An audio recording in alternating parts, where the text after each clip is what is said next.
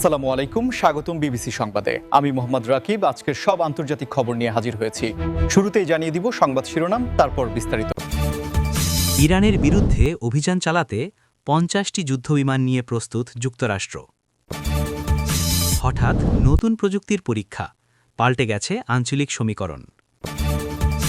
নাইজেরিয়ায় বন্দুক হামলায় নিহত অন্তত ৫০। যুদ্ধের আশঙ্কায় বাগদাদকে ব্যবহারের ছক তেহরানের। চীন নাকি যুক্তরাষ্ট্র, কোন দিকে এগোচ্ছে পশ্চিমা দেশগুলো? আসসালামু আলাইকুম, স্বাগতম জানাচ্ছি বিবিসি সংবাদে। আমি মোহাম্মদ রাকিব। এতক্ষণ শুনছিলেন সংবাদ শিরোনাম, এবার বিস্তারিত পর।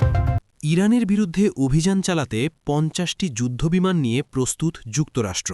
দর্শক, শুরুতেই আমরা কথা বলবো মধ্যপ্রাচ্যের বর্তমান পরিস্থিতি নিয়ে, যা এই মুহূর্তে আন্তর্জাতিক রাজনীতির সবচেয়ে আলোচিত এবং উত্তেজনাপূর্ণ বিষয় হয়ে দাঁড়িয়েছে।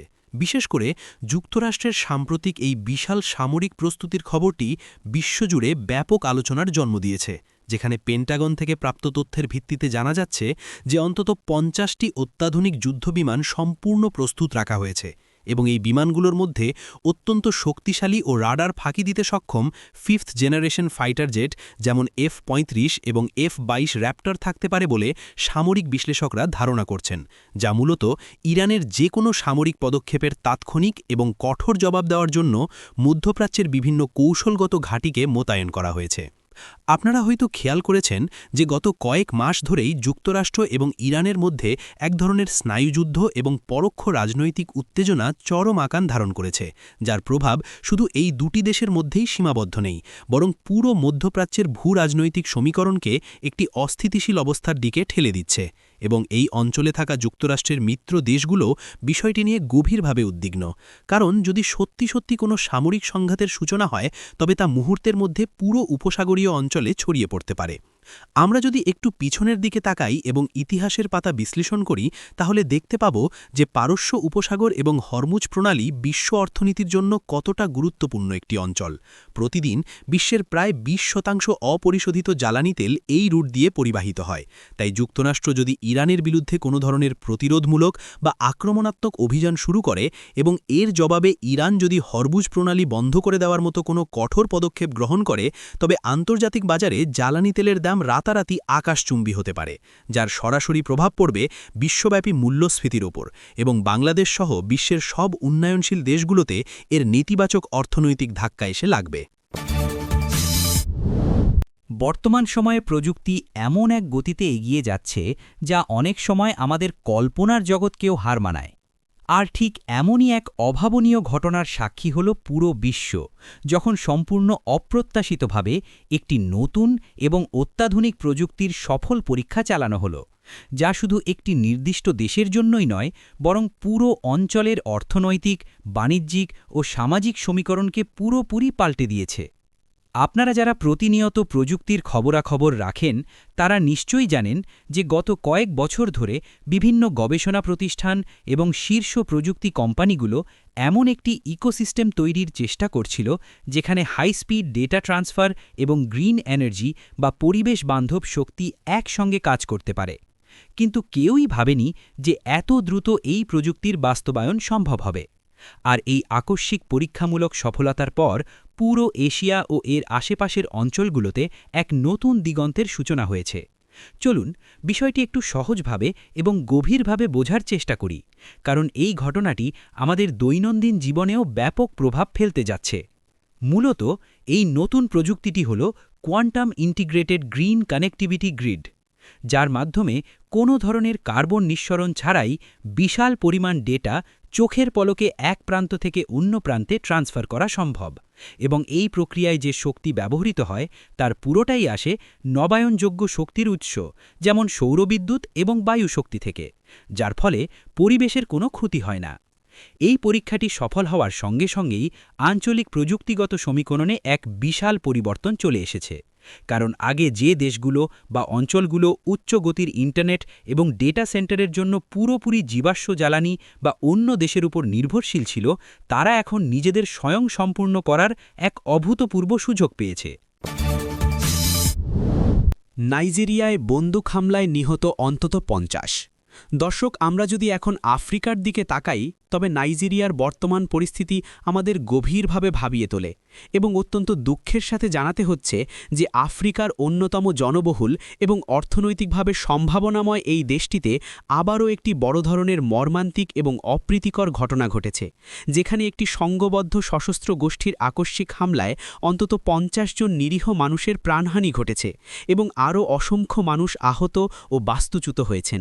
এই হৃদয়বিদারক ঘটনাটি শুধুমাত্র একটি বিচ্ছিন্ন হামলা নয়, বরং এটি নাইজেরিয়ার দীর্ঘস্থায়ী এবং গভীরতর নিরাপত্তা সংকটের একটি পরিষ্কার প্রতিফলন, যা গত 1 দশকেরও বেশি সময় ধরে দেশটির সাধারণ মানুষের জীবনকে দুর্বিষহ করে তুলেছে।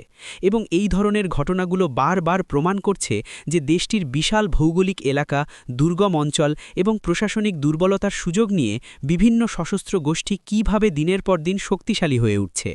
আপনারা হয়তো জানেন যে নাইজেরিয়া মূলত 2টি বড় সমস্যায় জর্জরিত, যার একটি হচ্ছে অর্থনৈতিক বৈষম্য এবং অন্যটি হচ্ছে জলবায়ু পরিবর্তনের কারণে সৃষ্ট সম্পদের সংকট।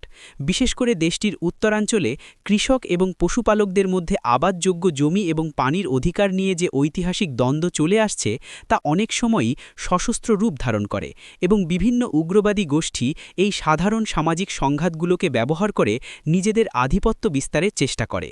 এই হামলায় নিহতদের বেশিরভাগই ছিলেন সাধারণ গ্রামবাসী, যারা তাদের দৈনন্দিন কৃষিকাজ এবং জীবিকা নির্বাহের চেষ্টা করছিলেন।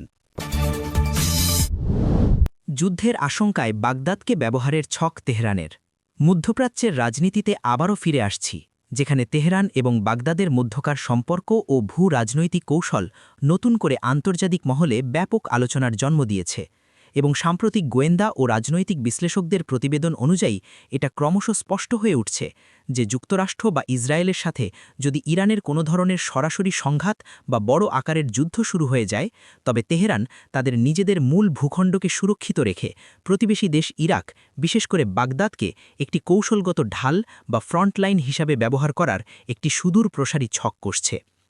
এই বিষয়টি বুঝতে হলে আমাদের এই 2 দেশের ঐতিহাসিক এবং ভৌগোলিক সম্পর্কের গভীরতা বুঝতে হবে, কারণ সাদ্দাম হুসেনের পতনের পর থেকে গত 2 দশকে ইরান অত্যন্ত সুকৌশলে ইরাকের রাজনীতি, অর্থনীতি এবং নিরাপত্তা ব্যবস্থার রন্ধ্রে রন্ধ্রে নিজেদের প্রভাব বিস্তার করতে সক্ষম হয়েছে এবং ইরাকের ভেতরে অসংখ্য সশস্ত্র মিলিশিয়া গোষ্ঠী রয়েছে, যারা সরাসরি তেহরানের আদর্শ এবং আর্থিক সহায়তায় পরিচালিত হয়। তাই যুদ্ধের দামামা বেজে উঠলে ইরান খুব সহজেই এই গোষ্ঠীগুলোকে ব্যবহার করে ইরাকের মাটি থেকেই তাদের শত্রুদের ওপর হামলা চালাতে পারে বা প্রতিরোধ গড়ে তুলতে পারে।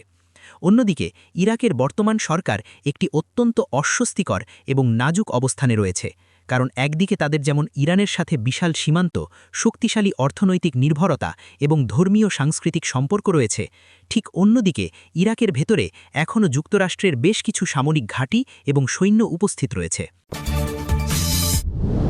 চীন নাকি যুক্তরাষ্ট্র, কোন দিকে এগোচ্ছে পশ্চিমা দেশগুলো? ভিডিওর একেবারে শেষ পর্যায়ে আমরা আলোচনা করব বর্তমান বিশ্বের সবচেয়ে বড় এবং সবচেয়ে প্রভাবশালী ভূরাজনৈতিক প্রতিযোগিতা নিয়ে, যা হল বৈশ্বিক পরাশক্তি যুক্তরাষ্ট্র এবং অর্থনৈতিক পাওয়ার হাউস চীনের মধ্যকার নীরব স্নায়ুযুদ্ধ। আর এই 2 পরাশক্তির মাঝখানে পড়ে ইউরোপ সহ পুরো পশ্চিমা বিশ্বের দেশগুলো এখন একটি অত্যন্ত জটিল এবং বিভ্রান্তিকর পরিস্থিতির মুখোমুখি হয়ে দাঁড়িয়েছে, যে তারা আসলে কোন দিকে এগোবে বা কার পক্ষ নেবে। আপনারা যদি বিশ্ব অর্থনীতির বর্তমান কাঠামোর দিকে তাকান, তবে দেখতে পাবেন যে গত কয়েক দশকে পশ্চিমা দেশগুলোর অর্থনীতি, সাপ্লাই চেইন, প্রযুক্তি উৎপাদন এবং বাজার ব্যবস্থা চীনের উপর এমনভাবে নির্ভরশীল হয়ে পড়েছে যে চাইলেই রাতারাতি এই সম্পর্ক ছিন্ন করা সম্ভব নয়। উদাহরণস্বরূপ, জার্মানির মতো ইউরোপের শীর্ষ অর্থনীতির দেশের গাড়ি শিল্প থেকে শুরু করে ফ্রান্সের লাক্সারি পণ্য, সবকিছুরই সবচেয়ে বড় এবং লাভজনক বাজার হচ্ছে চীন। ফলে ইউরোপীয় দেশগুলো কখনোই চাইছে না যে চীনের সাথে তাদের অর্থনৈতিক সম্পর্ক খারাপ হোক বা বাণিজ্যে কোনো বড় ধরনের ব্যাঘাত ঘটুক। কিন্তু অন্যদিকে যখন জাতীয় নিরাপত্তা, সামরিক জোট এবং ভূরাজনৈতিক আদর্শের প্রশ্ন আসে, তখন এই পশ্চিমা দেশগুলো ঐতিহাসিকভাবেই যুক্তরাষ্ট্রের অত্যন্ত ঘনিষ্ঠ মিত্র এবং ন্যাটোর মতো শক্তিশালী সামরিক জোটের সদস্য হওয়ার কারণে তারা ওয়াশিংটনের কৌশলগত এবং নিরাপত্তা বিষয়ক পলিসিগুলোকে অগ্রাহ্য করতে পারে না। বিশেষ করে যুক্তরাষ্ট্র যখন ক্রমাগত চাপ প্রয়োগ করছে যাতে ইউরোপীয় মিত্ররা চীনের প্রযুক্তি যেমন 5G নেটওয়ার্ক বা সেমিকন্ডাক্টর শিল্পের উপর নির্ভরতা কমিয়ে এনে এবং চীনের ক্রমবর্ধমান বৈশ্বিক প্রভাবকে সম্মিলিতভাবে মোকাবিলা করে। এই সংকটময় পরিস্থিতিতে পশ্চিমা দেশগুলো একটি নতুন নীতি গ্রহণ করার চেষ্টা করছে, যাকে তারা বলছে ডিকাপলিংয়ের বদলে ডি-রিস্কিং। অর্থাৎ তারা চীনের সাথে সম্পূর্ণভাবে বাণিজ্য বন্ধ না করে বরং অত্যন্ত গুরুত্বপূর্ণ খাতগুলোতে যেমন আর্টিফিশিয়াল ইন্টেলিজেন্স, অ্যাডভান্সড মাইক্রোচিপস এবং সামরিক প্রযুক্তিতে চীনের ওপর নির্ভরতা কমিয়ে এনে নিজেদের ঝুঁকি কমানোর চেষ্টা করছে।